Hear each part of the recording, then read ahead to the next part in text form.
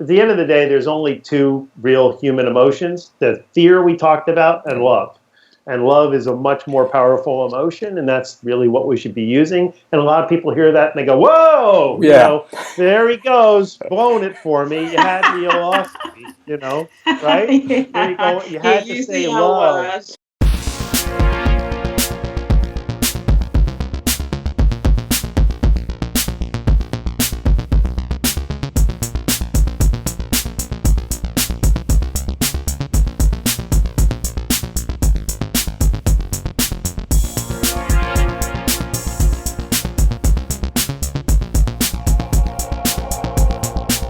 Welcome to the Masks Off podcast, Leadership Strategies, No Disguises.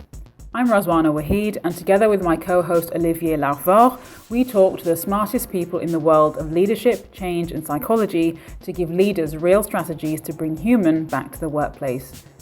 If you would like to support our show, please subscribe to our channel, like us, or share this episode on your social media. It will help us greatly. In this episode, we speak to leadership coach and author Mark C Crawley on how bringing love into the workplace is a key to better bottom line performance.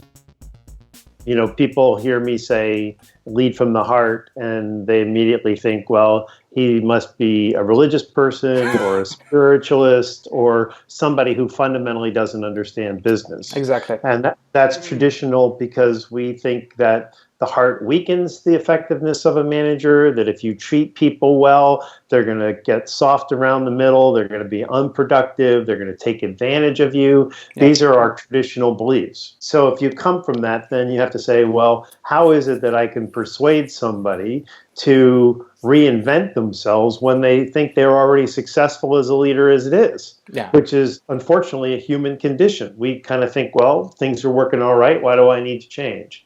And I think my direct answer is because the science validates what I learned in a 25-year career and then in the subsequent 8 years that I've devoted to doing further research into this. But if I could put a framework around the most essential piece of information, it's that the heart really drives human behavior. It's feelings and emotions that determine what we commit ourselves to, what we devote ourselves to, where we put our time. So if you think about where you spend your time after work, it's with the people that matter to you. It's with the experiences that give you the most joy. You're going to avoid things you don't want to do. That's feelings and emotions driving that. We create a work environment where people are managed by fear or managed by some form of intimidation, by some sort of subtle threat that if you don't do a good job or if you don't meet your goals, you may not be around here.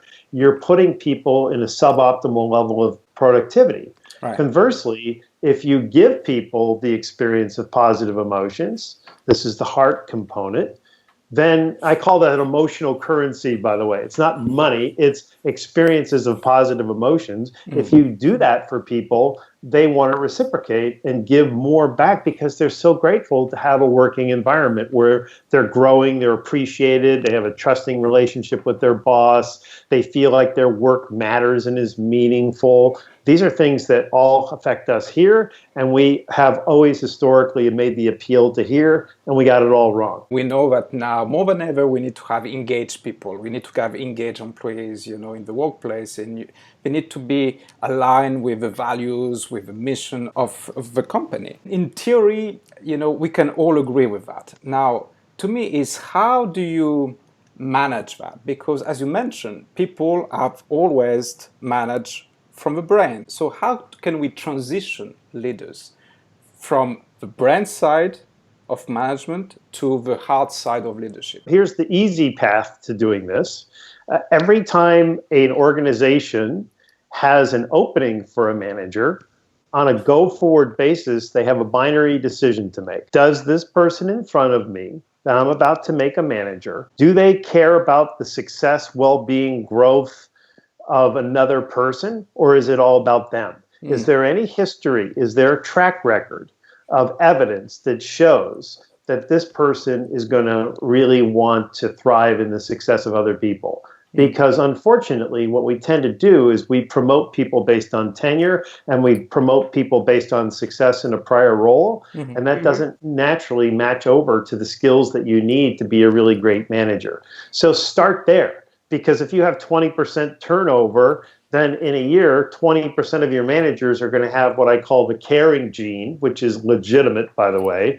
It's an instinct to see other people's success is tied and connected to your success, not a threat to it. The next step of this is, so they're going to rub off on other people, which is a big part of this. So if you start to hire people that have that, inclination to support and care and develop other people, two things are going to happen. One is those new managers are going to be very successful, and the people that are already there are going to observe that and say, I need to let some of that influence me. You can create a cultural change simply by changing how and who you put into management positions going forward. I think the other component of this is really just reminding managers of how unhappy people really are going to work. And people show up every day because they need an income, they need a job. It's what makes our lives feel worthwhile. You're in Spain, you're in France. We know Europe numbers are actually worse than in America, but in America, more than half of people effectively hate their jobs. We know at one point that about 6 or 7 years ago, there was a study that showed that people enjoy their commutes to and from work more than the job themselves, right? So they pull into the parking lot and they go, I got to get out of here. That's a fundamental leadership problem. And if you have people that distressed about showing up for work, well, that obviously is going to translate into how much innovation they bring to the job, how much creativity, how much discretionary effort, how much joy they bring to their communications with customers and with their willingness to collaborate. How much of your heart, the universal language, are you willing to put into this job? If you're really cynical about it, do a test. Start managing 2 or 3 people this way and see what the response is.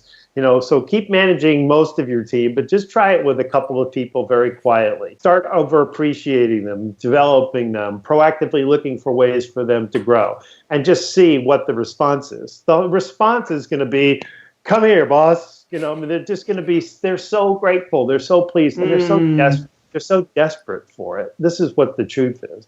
People just want this so badly. And this is what leads to turnover, is when people don't get it, and it's unconscious. They don't know what they're not getting. They just have this deep feeling inside that I'm not getting something that really matters to me, and I got to go somewhere else to find it. So, Mark, a lot of our audience are either leaders that have been leading for a while, or maybe they're new in the leadership position. So you mentioned earlier that leading from the heart isn't something that we have been conditioned to do naturally, automatically, when we're promoted into leadership and managerial positions. So for those of our readers that are looking for actual steps they can take, if they're looking to test this theory, what could they do differently in their leadership style to bring more heart into their team management? There's so many different things, but I'll start with one that I think most people would never even think about, which is that we are hardwired to collaborate. We're not hardwired to compete against each other. And so a lot of times what companies will do is they'll create pay packages and recognition packages and job review forms where the processes are all oriented on you win, you lose, you win, he loses. And you really have to kind of foster an environment where everybody can win, so that if somebody is doing really, really well and somebody did a little bit better than they did, you still have somebody who did really well being sort of dismissed because they weren't number one or number two. And I believe in creating environments where everybody can thrive. And so you want to recognize all people who are meeting or exceeding your goals, not just a choice few, not just like the Olympics where we give gold and silver and bronze and we forget the rest of the people and they go home and go, well, I got another 4 years of training to come back. That doesn't work in the work environment. And it also comes down to involving employees so take some really high-performing people who embody the culture, who really understand what you're trying to accomplish, who are doing the job well, and involve them on the interview process, because they actually have a better like gut instinct, if you will, on who's going to be a fit and who's going to be someone that we're going to enjoy working with. And sometimes it's like, I don't know, I'm just getting a feeling about this person that I don't think they're going to work. And that's all I needed to hear, because that instinct is real. That's the heart, literally. That's the heart's intuition. And in that experience, it might just be that they've worked with somebody like that, that has certain qualities that they resonate with that didn't work in the past. But whatever it is, you want your team to feel that they have a sense of equity in who comes onto that team. So if that person struggles, for example, and I had a role in hiring them, I want to do everything I possibly can to help them succeed, because I feel like they're mine, Absolutely. So it's the combination of the collaboration and wanting to bring people who want to really work well with the other and support each other, that will listen to stupid ideas and go, well, that's really stupid. You want people to listen to, ideas and go, that's interesting. What else you got? As opposed to shutting people down because they're competing for the boss's attention and recognition and so forth. And then on the other side of this, the recognition component is just huge. And everybody says, oh, we all know about recognition, but I can tell you through the course of my career, time and time again, where managers would give people enormous goals, something that, scaling Mount Everest, and then they get up there and they plant the flag and the boss goes, okay, well, we took longer to get to the mountaintop, so I need you getting back on this project. And you never give them a moment to open the champagne and talk about how they did it and savor that victory. And it's I call that managerial malpractice. It reminds me of lots of anecdotes in my corporate life. We don't have time. Time is money. So, you succeed something, let's go to the next thing. And at the same time, I'm hearing you talk, and it seems very, very simple things to do, to implement. But when I look at the Gallup engagement survey, I don't know when they started this survey about engagement, but something is striking. It's always at the same level, almost. There's very few improvements that I can see so far from my side. But at the same time, engagement is on everybody's plates in the companies. Everybody wants to do something about it. Why don't we see something, like a new trend or progress in this area? The best example I can give you on that is, if you go up to 100 people on the street and say, what's one thing you would love to improve about your life? You can almost guess what it would be. I'd love to lose 10 pounds. Then you come back and you ask those same 100 people a year later, how successful were you? And they're the same weight or heavier. And you go, well, but you said that was the most important thing to you. There's one thing about wanting to do something, and then there's another about actually doing something. You mentioned the word plate. I use the expression that what companies are really doing is moving peas on the plate. They're not really eating anything. They're not really doing anything. They're just sort of moving them around and making it look like we're really trying to improve engagement. So I really believe ultimately that there's two things going on here. One is it's not a real sincere commitment. They just kind of want to blink their eyes and hope the numbers are going to get better. The second is that what really is going to change this is to fundamentally, this is why this is what the book is about, this is what my whole thesis is that we can't keep doing what we're doing and expecting anything different. Here's an interesting thing, by the way. I got permission from Gallup about 3.5 years ago to announce in an article that I wrote for Fast Company that we had the lowest engagement ever. Basically 30% of American workers are fully engaged at work, and that means 70% or something sub that. And that's like an astounding number, and I was just blown away. But in a more recent article, I just happened to see this in some of their research, and I do a lot of articles related to them because their information continues to validate everything that I know to be true. And one of the most amazing things goes to your point, which is engagement hasn't gotten any better in 15 years. This is not a slow descent. This is something that's been going on for a long time and hasn't gotten any better. So I think companies basically say, you know what, we're doing okay. We can just keep doing what we're doing, and you just keep making that decision. Today I'm going to have the cake. Today I'm going to have the donut. Tomorrow I'm going to worry about the engagement. There needs to be an acceptance at the CEO level that we need to change. One of the most like exciting and profound examples that I can give you. In America, there's a very prominent bank, Wells Fargo. About 2 years ago, 18 months ago, it was discovered that they had this ruthless sales process where people were intimidated and forced and sort of like screwed into fulfilling these goals. And they were so high and so unachievable that they started to cheat. And it became so pervasive that they literally opened up over 2 million accounts for customers without their noticing it. CEO got fired. They had to rehire hundreds of people that they had fired for whistleblowing and saying, what you're doing here is unethical and untrustworthy. They've been paying massive fines. They've lost a tremendous amount of trust where they're not opening up accounts for customers because people are like, I don't want to do business with you. So I just read yesterday that the new CEO is saying, what did this? What did this was a short-term interest in appealing to shareholders. That's what got us in this. We had to give them something better every time, every quarter. It has to be something better. And at some point, there were limited returns, so they couldn't do it. So they go, well, let's just cheat. Let's just get the numbers. And it became sort of like everybody knew it, but no one was willing to call it out. Well, now it's blown up. He's saying, I'm going to recreate this entire culture. I find it interesting that his conclusion is that we're now going to put employees first.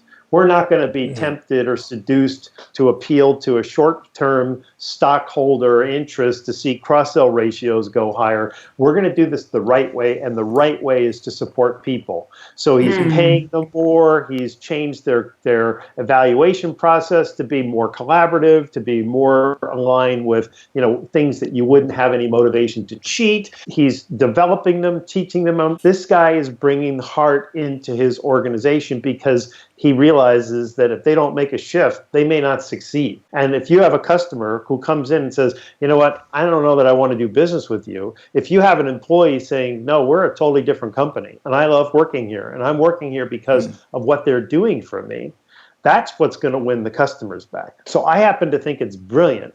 But I think what an organization could do is save the fraud and the scheming and just start to make the decision that you're going to change your culture in a way that, there's just a preponderance of evidence works better. It's almost like saying, you work in a chicken restaurant and then the CEO comes in and says, we're now going to be a pizza restaurant. Well, people are initially going to go, well, I'm just a chicken guy, It's like, well, no, we're going to teach you to be more of a pizza person. We're going to give you time. We're going to show you how to do it. And we believe if you were successful in chicken, you're going to be successful in pizza, but you're going to have to be willing to make that change. So there is a change in the way we manage. That's the chicken. And where we need to go is the pizza. That's the hard. Well, it's almost dinner time here, Mark, and now I just want chicken on my pizza. I'm hungry. I've certainly worked in businesses where the agenda has always been, how can we please the shareholders and how can we get better PR for people to come and work for us? Let's publish our engagement results and make them the best possible. And the results say one thing, but when you speak to the employees one-on-one, their opinions are very different. So it's almost like they feel a pressure to say something appropriate in the engagement survey that their managers want to hear, but the reality is very different. And one thing that I think really fascinates me is it's always going back to the point about recognition. It's easier to recognize somebody who's done well and kind of is on an upward slope, so is consistently doing well. But how about if a leader has a team that is not performing well? Maybe because there's a whole bunch of issues they're yet to deal with, or perhaps because they're about to lose their jobs. So how would a leader then lead from the heart? How can they bring heart into those relationships? The direct answer is whatever you focus on and appreciate, you're going to get more of, right? So let's say that you have a team and they've got 5 key goals, things that, if they hit all 5, then that validates the leader that you're doing really well. But you just inherited a team that's not doing any better than maybe 1 out of that 5. An inclination that many managers will have is the sales meetings will start tomorrow. We're going to we're going to ride you and create fear. And if you guys can't hit these numbers, we're going to get rid of you. And we're going to find some people who can. That's fear. That's the fear on the inside that's driving this, which then creates fear inside the people that person is managing, which is unfortunately the most disabling, energy there is on the planet, fear. Now you've got people continuing to underperform, and the manager's seeing that the numbers aren't getting any better, and he or she continues to just, berate people and badger people, and no one wins. It has to be a patient process because you're not going to turn this thing around.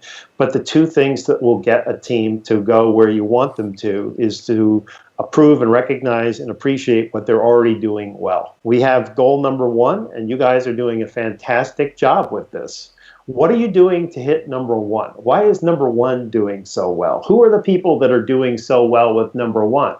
You guys are doing fantastic. So do you think there's anything that you're doing with number 1 that might help us with 2 and 3 and 4 and 5? Okay, so now you're talking about, you're getting optimism, you're getting hope, you're getting a sense of what's achievable, and you're reminding people that they're already successful with 1. So now you start hitting 2. You told me earlier in this, Olivier, that I could curse. So, the manager goes, well, shit, we're still only at 2 out of 5, and I'm not going to be a manager very long if this happens. So then they revert to the sales meetings, and you go back to 1 out of 5, right? So you have to be patient in the process to say, look what we just did. We're at 2. We got 1, we got 2. Now, don't you think we can get 3, 4, and 5? And now people are getting excited and they're sharing ideas and they feel like your manager is optimistic and believes in you. And there may be some people that can't get there and you have to manage them independently, but you have to manage the team as, I believe in you, you have the potential to do this, you just weren't doing it the right way. You teach people, you coach people, you encourage people, and they will get there. And then, of course, the appreciation piece. So that's how I did it. And I turned teams around, and I used to love taking teams that were really underperforming because, within 6 months, the person who had been managing the team, who told me, man, you're inheriting a bunch of losers, you're just going to want to get rid of all these people. And instead, they're all now stars walking around like a rooster, like, look how I just got 5 out of 5. Right? And they're like, what did you do? At the end of the day, there's only 2 real human emotions, the fear we talked about and love. And love is a much more powerful emotion, and that's really what we should be using. And a lot of people hear that and they go, whoa, there he goes, blowing it for me. You had me, you lost me, right? There you go. You had to say love. We got to get more comfortable with it because it's what we're all about. That's what we all want. That's what recognition's about, is love.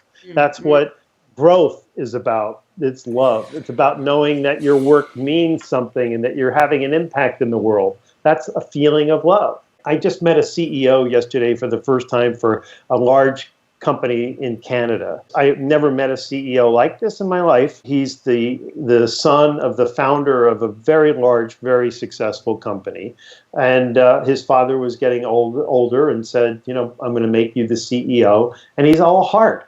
He's all heart. Which is in business, when you're dealing with analysts and you're dealing with, shareholders and you're having to make tough decisions, that's not what we think makes a CEO.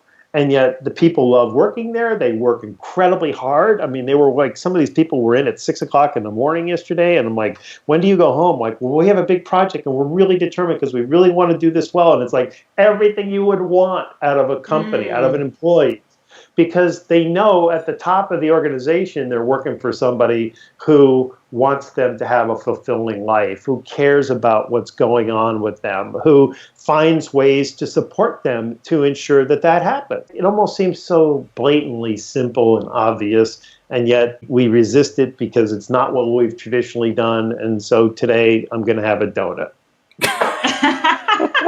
Again with the food analogies, Mark. I'm hungry for dessert now. People have told me for years that I use food analogies. I don't know where those come from. I really don't. I think our audience will be shocked, not about the swearing when you said shit, but when you said love, really, when you said love, oh God, he said it. We all think about it. Shit I can handle, but love, no. it's something, it's too much for me to handle. But that's the reality of things. If you say love in business, oh my God, you're just like, everybody freaks out. I'll tell you something interesting, because the very last thing that I say when I speak, the last thing I said is, if you remember anything from this presentation, remember this.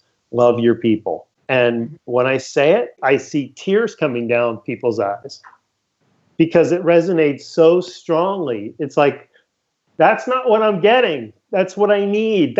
He just nailed it. And so I'm talking to managers, and they're the ones with the tears in their eyes because they're not getting it. Yeah. So they're not getting it to give. When I first said it, it was like, I know this is going to upset people, not in the way that I just described, but in the sense that it's like, oh, you just like had to say that, that.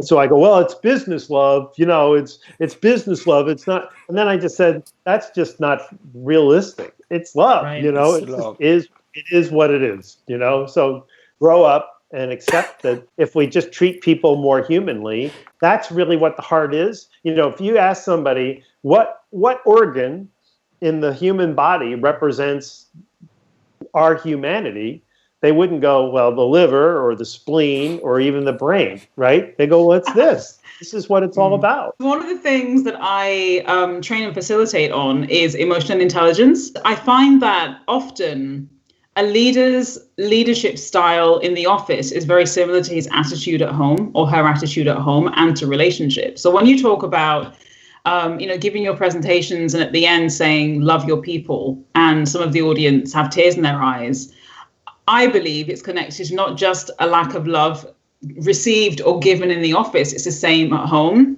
Because although I feel like some of us will put a barrier up when we're in the office, because, we can be ourselves at home, but in the office we're the leader, and so I have to be perceived a certain way.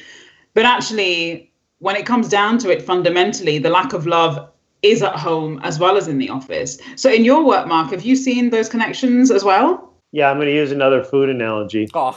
You may as well now. You may as well. I mean, once we started. I don't know. It just popped into my head. I want pasta. Exactly. It's a chicken or the egg. So the question is, does it start at home and go to work, or does it start at work and go to home? And I think if you spend 10, 12 hours a day at work and you're not getting the love, you're probably not going to be inclined to give it at home. We condition managers to think that, being authentic, being able to relate to people and talk about what's going on in their lives, not the full Monty, but sufficient to say, here's what's going on in my life. This is who I am. This is what matters to me. So that people, I know who he is and I care about it. It's like he's not creating some superficiality, but also working for somebody who, aligns with what I'm talking about. So if you're working for 10, 12 hours a day for somebody who says, leave your troubles at the door, and I don't want to hear about what's going on in your life, I don't really care what's happening to you as a person, that just kills the human spirit so much that when you go home, you don't go, oh, I'm going to shift into being a loving, kind of a person at home. So I think the workplace is the problem, not the other way around. I'm a guy who managed, thousands of stockbrokers, so, money hungry kinds of people, and I'm a man. And so when I can say love in the heart, people kind of go, well, they go, what's wrong with him? And then they go, well, at least he's got some credibility because he's been in the real world and he's managed in the, rough and tumble world of financial services. So maybe I need to listen to him. Yeah. And what I would say is lighten up a little bit, stop managing people like they're robots. It's really about recognizing the humanity in people and doubling down on that, not trying to say, I want you to keep that separate. For the next 10 hours, I don't want to hear about your kids, or I don't want, even if they're talking about it, it's the manager's indifference to it, that what's going on in their life, if they have a sick parent at home, or they're going through a tough marriage kind of a situation and stuff like that. It's just, or a health problem. It's the simple acknowledgement of saying, I don't know what I can do, but I'm sure want you to know you're in my thoughts and I want a speedy recovery, or I know that has to be stressful for you to be dealing with an elderly father like that, and I just want you to know that that's on my mind. People are like, I can't believe you did that. Thank you so much. Yeah. So it's not like you have to start walking up to everybody and hugging them and going, I love you, I love you, I love you. It's just demonstrated in normal human ways. And then you can hug them at the end. Yeah. And then you can hug them. Yeah, of course. We hope you enjoyed this episode. Once again, if you would like to support our show, please subscribe to our channel, like us, or share this episode on your social media. Merci